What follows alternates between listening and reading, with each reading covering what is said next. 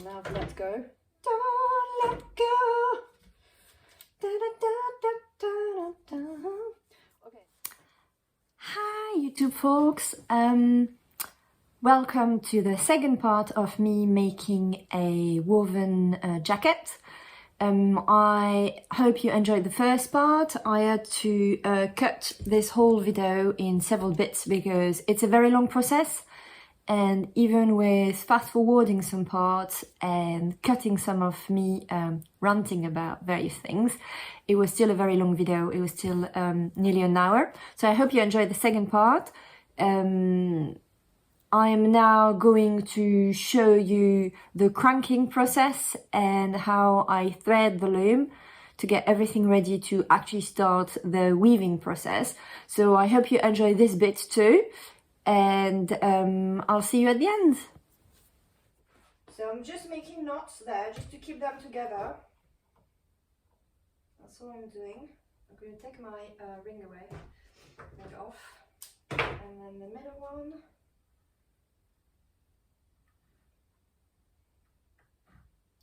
And then the left one. So this is a process that is completely feasible on your own, but I like to do it with someone else because it's way faster, and because there's nothing creative about it, I'd rather get it done and dusted. So now I'm cutting this while I'm holding it fairly tightly with the left hand so I don't lose the tension, and then doing the same with this one. And then the same with the last one, which is harder because there's a lot and it's dark thread.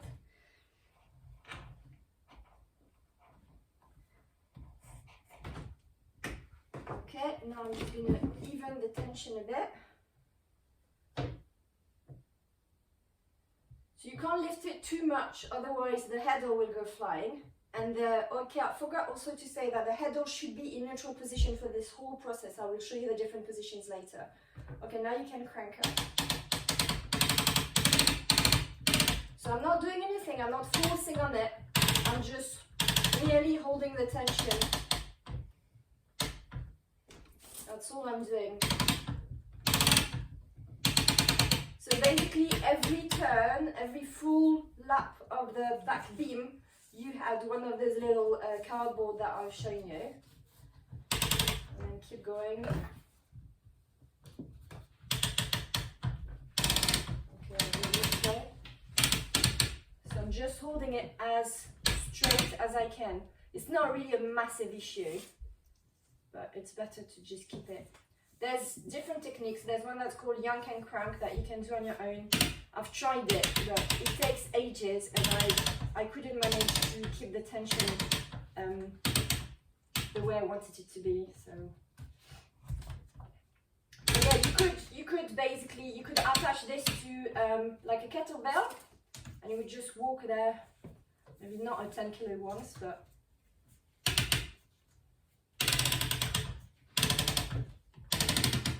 see when I said that's not very creative.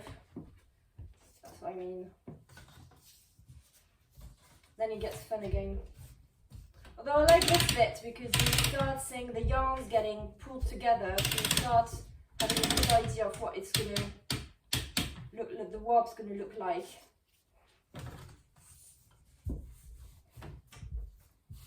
Okay, we're going to fast forward that bit.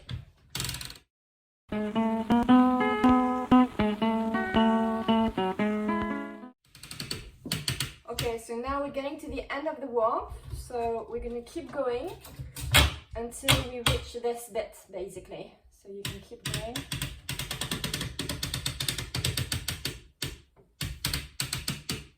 Maybe add a little thing there.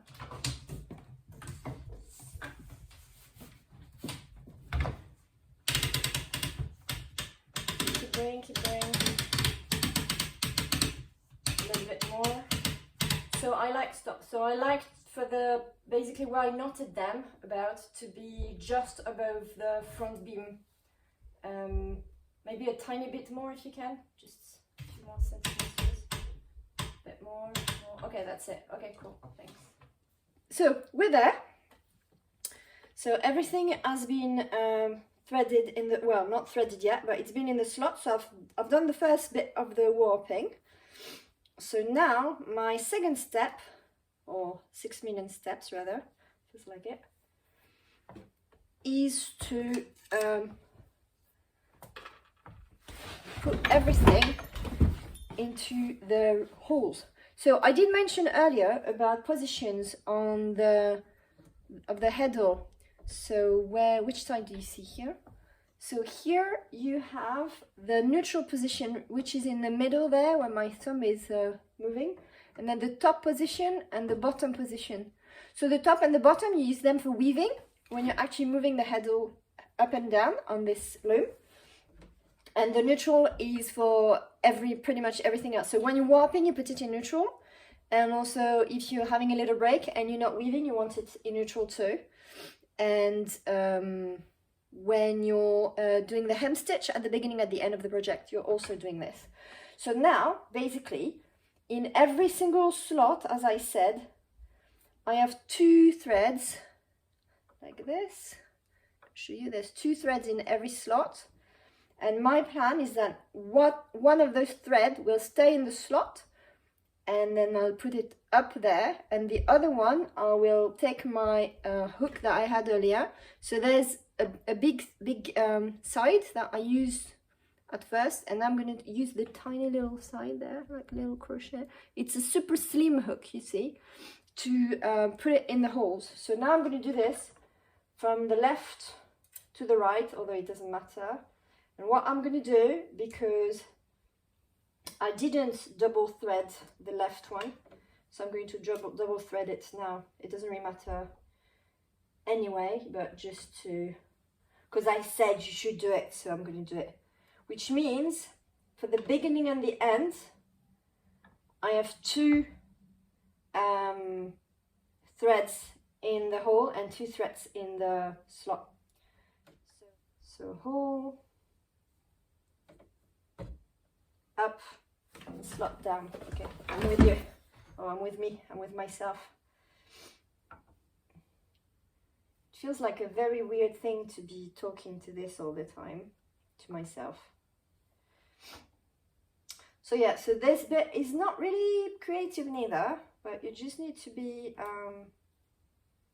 focused, because if you miss one, well, I mean, that's not the end of the world, because you can go back on it, but it's a bit annoying. You're just wasting some creative time. And if you're like me, you're very protective of your creative time. So yeah, so basically you do that the whole way.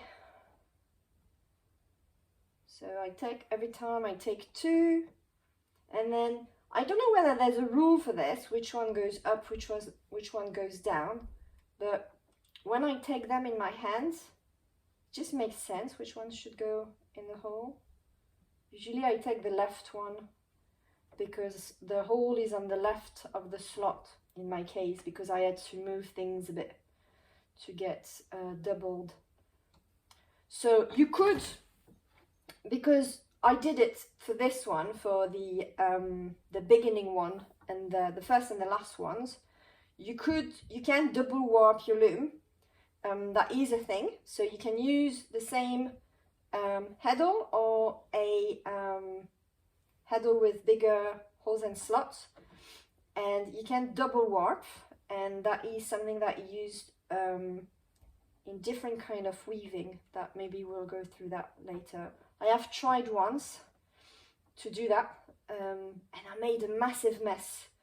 So I did finish the whole project, but I made something completely different to what I had intended to.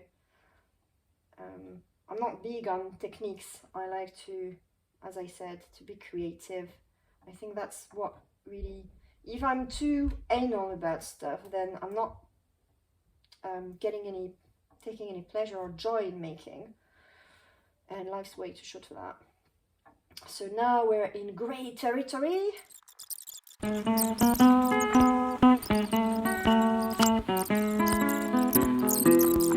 They are a house in New Orleans. They call her this, I'm gonna check this bit. Good, we're good, we're good. Okay, so basically now half the threads are up in the slots, in the holes, sorry, so up in the holes, and then I've got half the threads down in the slots. So I know I'm being a bit insistent about this, but that's quite important. I mean, you could, if you skip one, I mean, some people would tell you to undo the whole thing and add it again. I wouldn't. I would leave it and just, yeah, I would leave it like this and just wish that it won't affect too much. It'd be like a design feature, you know? If you make stuff and it looks shop bought, then, well, that's not my jam. Some people, that's what they like. They like things to look perfect and all. I don't. So yeah, so that's this bit's done. So now the next step is called, I can't remember what. yeah, that's the technical term. Lashing something. So now I'm using that front bit. So I've put the brake on. And I need a long thread. I think I'm going to use that black thing that I still have. That was completely knotted. Maybe I will live to regret this. So there's same thing as the rest. There are lots of different techniques to do this. I use my own because now you know what I'm like. So I take one bit, so it's just waste yarn, okay? So use waste yarn and I tie it here on the front. I keep saying front beam, but that's not the beam. The beam is this. I can't remember what it's called. Mobile beam? I don't know. Okay, so I've attached this, but that's not the first step. Okay, so basically you take bundles of those, top and bottom together, and you knot them. You do, I think it's called overhand knot or something. So I'm going to do this, and what I usually do is I go in bundles of either 6 or 8, so 3 top, 3 bottom, or 4 top, 4 bottom.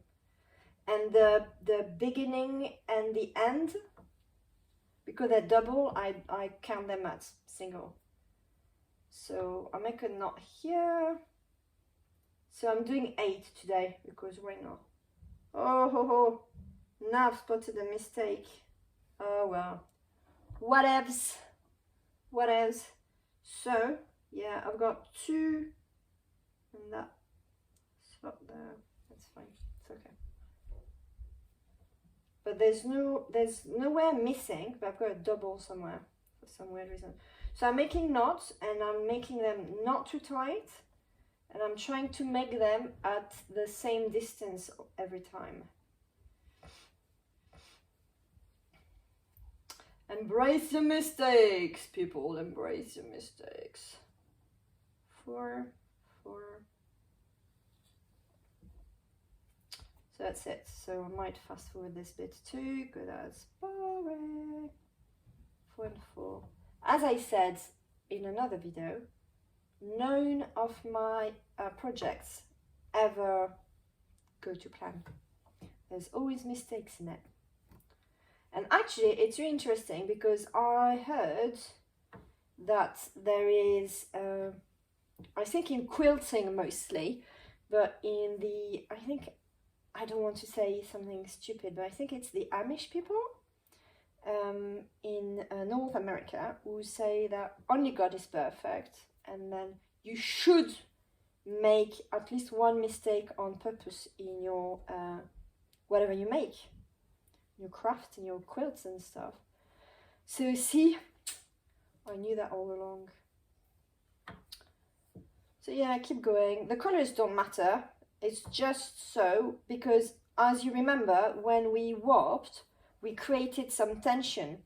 So everything that's on the back beam that we cranked earlier, it's still under this tension, but all this at the front is lost the tension. So I have to recreate this tension, and that's the way I used to do it. There's lots of different ways. That's not how I did it at first, because when you get that loom, there's like an instructions manual, and there's a couple of videos online explaining how to do it. What they do is those knots, they make them here straight away, every single one of them. So pretty much what I'm doing, but straight onto this. And I don't, and I'm going to show you why. Well, I can explain a bit. When you do it, so you have to go from center out, which I don't, with this technique where you knot everything there with a special knot. You leave it a bit longer. I didn't, but you leave it a bit longer and you knot it there. But I found it was fairly difficult, not impossible because people do it, but I didn't really enjoy the fact that you had to redo the knot a fair few times to have the same tension everywhere.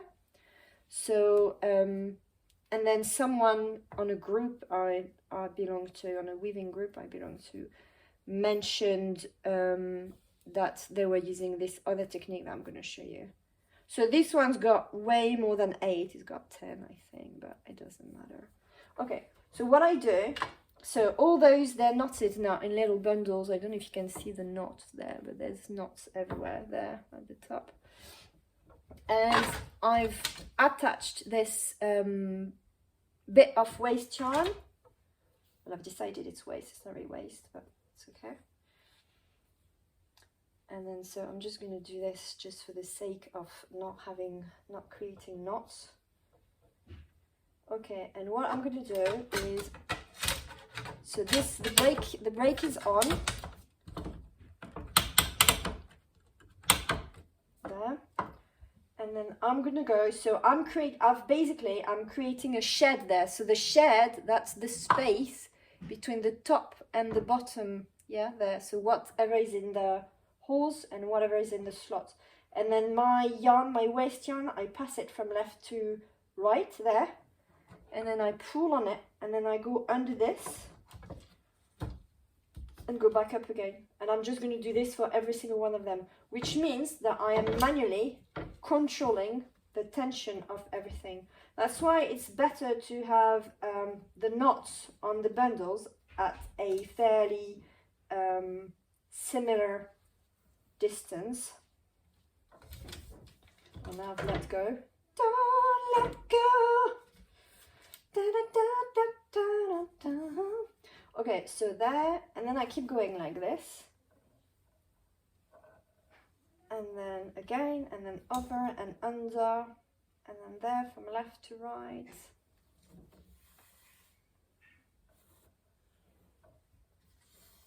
My grandmother would not be happy. She used to say, what did she used to say? In French, she used to say fil long, fille paresseuse. So like long thread, lazy girl.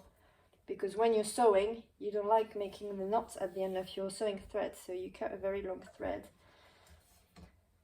So yeah, so you just go back and forth like this. So over, under, and then here in the shed that you create manually from left to right, and then pull, over, under, and then left, right, pull, and then there on the yellow one.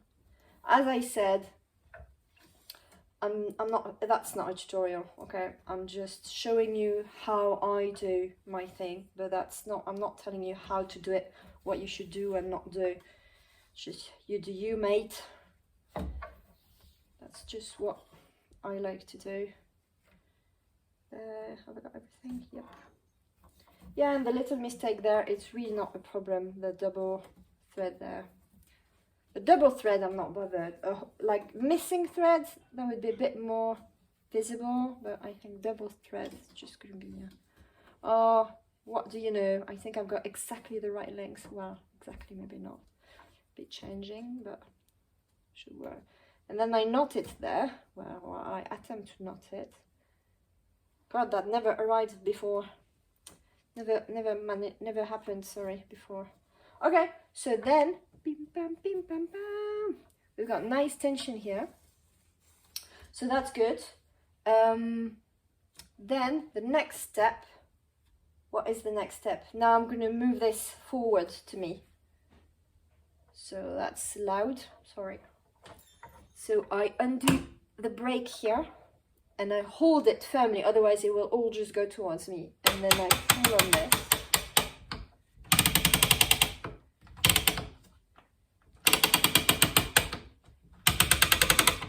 So do this for a little bit. And then I'm going to stop this, go back a bit. So see, we're getting there, we're getting there. So what I like to do here is I use this bit, this stuff. I think I've got enough. So this is like you know the thing you put inside the drawers, like anti-slippy mats or whatever. What I like to do is to put it there under the front beam, under the yarn, because I've just created lots of knots and they're going to be bumpy when I'm weaving, so I want them out of the way. So I'm going to pull them all towards me, towards the front. You don't have to do this, but I feel like that's better. And you can use other kind of stuff. You can use this stuff that our grandmas used to have under the tablecloth, or pretty much anything. So then I slip this in there, and I'm going to pull a bit more.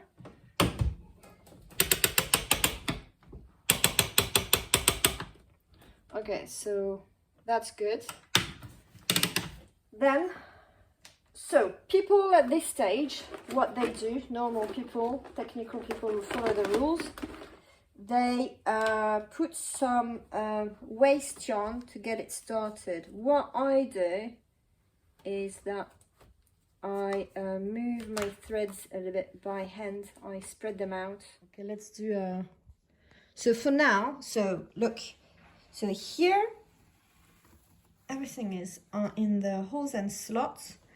So let me move a bit and I'm going to show you. So here is the neutral position, okay, and then I'm going to move it with my right hand. I'm going to move it down, so the bottom of the heddle goes there in the low position. That means I'm creating a shed here. Can you see? So there's a shed, and then I'm going to move it again. So I'll go back to the neutral position to show you, because I didn't show you, so you can't really compare. Then everything is level, yeah. And then I go up. It's a bit quite a challenge to do that with one hand. So there I'm in the up position, and I've got a shed that is wider. Okay, so that's how you weave. You create a shed up and down, and then, which means that when you're going to weave, so I go back to neutral, naturally by doing this, your yarn that's going to be woven like this, going to go up and down, up and down, up and down, but you don't need to do it by hand, but that's basically what you're doing. And for now, so I've done this, so see what I mean with this? So the knots, they're here, and then as I'm going to roll this up, this is going to protect it, and the knots, they're going to be hiding, and they're not going to bother me, and they're not going to be bumpy in my weaving and create weird spaces. So now the plan is that I don't want those spaces anymore. So you can use, so some people use paper. They put a paper all around there. I'm going to try and do like that. They put paper all around there. Some people use waste yarn, so they weave a bit with some waste yarn. I like to space them out manually for a bit. So I'll see what I do now. I'm just going to try and make a decision about it. You can also use those little cardboard sticks that we use there on the back beam. I've decided to use those because that's the rule, right? So I'm going down, so in the low shed, in the bottom shed, and I'm going to basically weave this in. So I'm just sliding it into the shed and moving it towards me.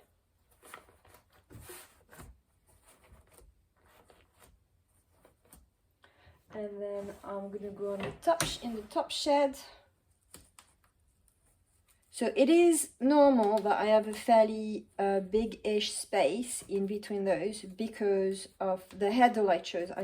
I chose a 7.5. So if I had chosen a more appropriate one, like a 10 or 12, probably a 10, I wouldn't have, the spaces wouldn't be as big. Then I'm taking another one.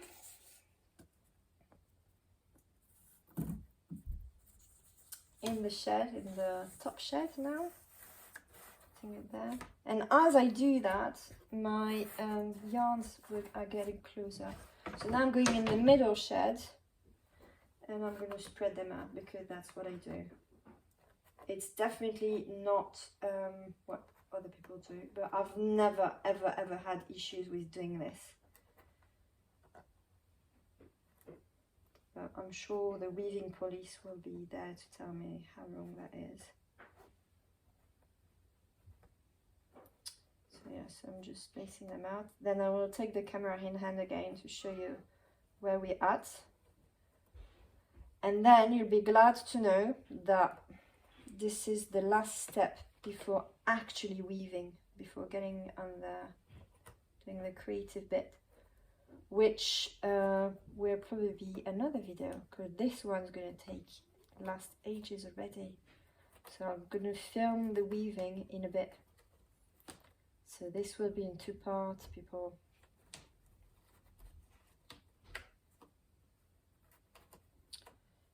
Yep.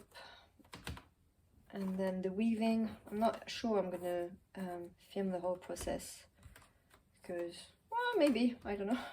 Some people, they film like just the fireplace. Maybe that could be I could talk in ASMR or something. And show you the weaving. It's very, very meditative. I love weaving. It's one of my favorite crafts. It's just all the warping thing is a bit of a faff sometimes. You just want to get into the creative bit. Okay, now I'm being a bit fiddly with it. I think it's good enough. And it is going to move anyway. Okay, so I'll show you what it looks like now. Hey guys, there you go. So, we're all warped. See, it's not perfect, but it's good enough. And tension is fairly good. Yeah, we're good. We're good. I really like it. It's just a very sensory craft weaving. Very nice. Very nice. So I'm holding the camera like this because I can't be bothered anymore. That's the end of the first part of this video of me making a woven jacket. So we've warped the loom and threaded it and all. It's all completely ready now for me to weave.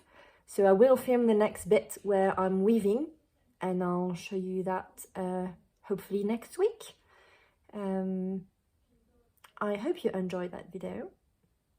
I hope it's not too patchy in places because my phone decided it's got a mind of its own for some reason. Might be time to invest in a new camera. I had planned to take photos, but maybe I should get one to actually film videos, better videos, and find some overhead features too, because that's a bit of a pain. So next week, I think next part will be the weaving, and then there'll be some cutting and sewing. Not much cutting, I think, from what I've seen in the pattern, because cutting the weaving is fairly scary. So yeah, I hope you enjoyed that video. Please comment, share, like, subscribe. Every little counts. And yeah, share with your friends. And yeah, comment, let me know if you're a weaver, if you enjoyed that video, if there are things you'd like me to talk about, to show you.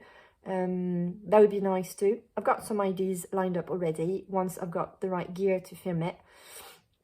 And yeah, have a nice week. Bye guys and girls and non-binary people. Love you all. Peace, love and Vulvas.